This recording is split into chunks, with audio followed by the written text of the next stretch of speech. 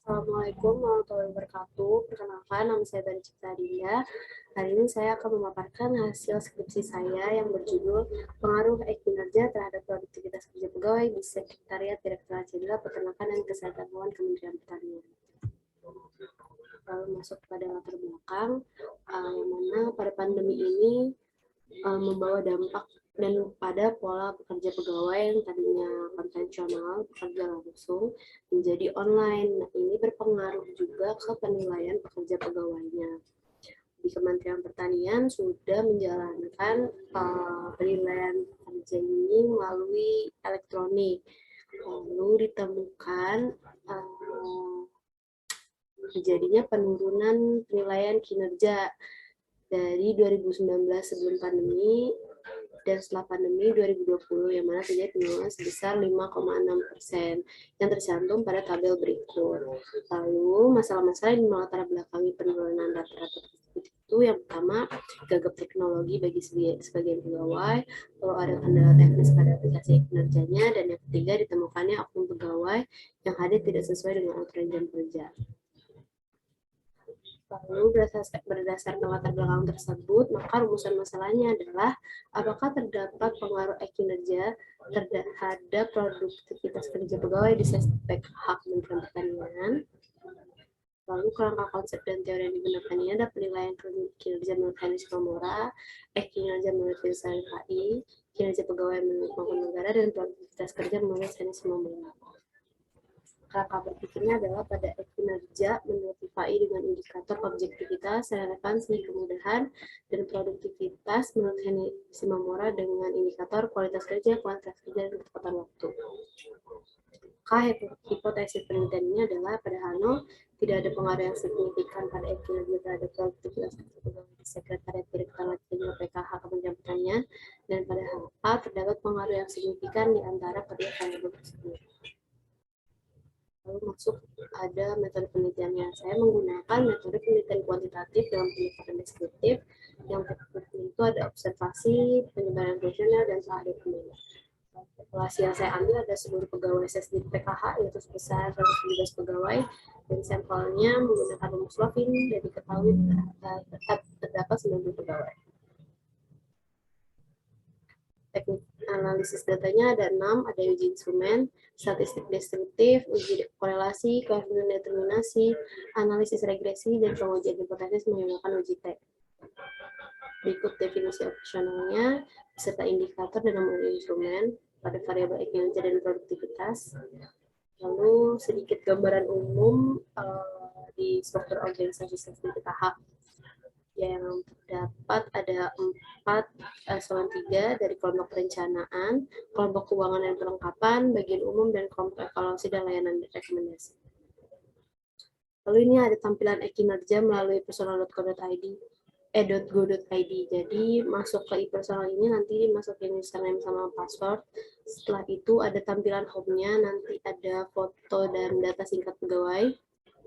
Nanti kinerjanya ada di sini. Kalau masuk nanti pilih tahun, ini karena di tahun 2021, jadi kinerja 2021. Tapi kalau misalkan mau isi sekarang, nanti ada pilihannya kinerja 2022.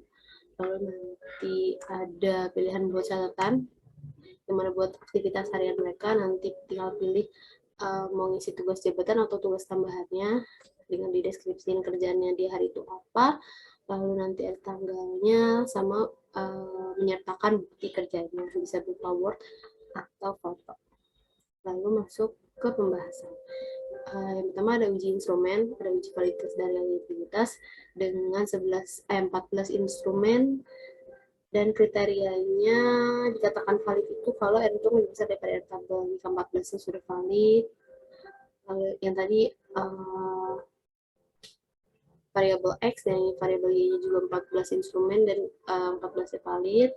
Lanjut ke reliabilitas pakai metode split half, lalu dimasukkan ke rumus Beer-Brown dan diketahui hasilnya pada variabel kinerja dengan kriteria sangat variabel itu ada 0,89 dan produktivitas reliable sebesar 0,69.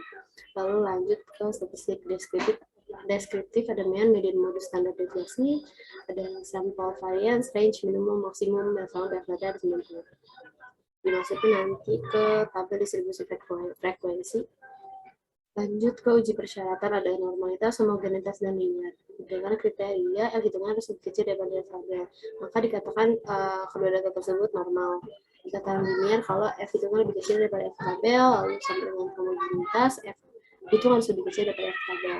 Beri dikatakan homogen. Lalu masuk ke uji korelasi Pearson. Pada variabel X kinerja dan produktivitasnya ini korelasinya 0,62 dengan keterangan kuat. Lanjut ke uji koefisien determinasi. Ini dimasukkan ke rumus F kuadrat dengan 100% yang menghasilkan 43,87. Ini artinya pengaruh dari F kinerja terhadap produktivitas ini sebesar 43,87%.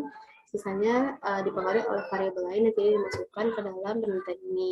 Lalu pada uji gradasi ini dia menyatakan bahwa jika dimasukkan ke persamaannya itu setiap penambahan X menjadi 1%, maka produktivitas menambah sebesar 0,637. Lalu masuk ke uji hipotesisnya ini untuk ukur hipotesis yang sudah tadi saya jelaskan. Diketahui T hitung lebih besar daripada T tabel, maka HO ditolak. Yang artinya HA diterima atau terdapat hubungan di antara kedua variabel yang diuji. Kesimpulannya, berdasarkan hasil analisis tersebut, maka dapat disimpulkan bahwa yang pertama, kinerja ini berpengaruh kuat dan positif terhadap produktivitas kerja pegawai sebesar 0,662. Korelasi tersebut signifikan dengan nilai T hitung lebih besar daripada T tabel. Yang kedua, kontribusi kinerja terhadap produktivitas kerja pegawai sebesar 43,87. Dan jika kinerja ditingkatkan sebesar 10%, maka nilai produktivitas kerja pegawai akan bertambah sebesar 63,7%. Masalah tersebut dapat diminimalisir keberadaannya dengan cara melakukan sosialisasi penggunaan aplikasi kinerja secara berkala, lalu rutin melakukan maintenance kinerja sehingga dapat mencegah server down atau web error, dan yang terakhir perlu diadakannya monitoring dan evaluasi secara rutin minimal 1 tahun sekali terhadap performa aplikasi kinerja dan produktivitas kerja pegawai. Terima kasih.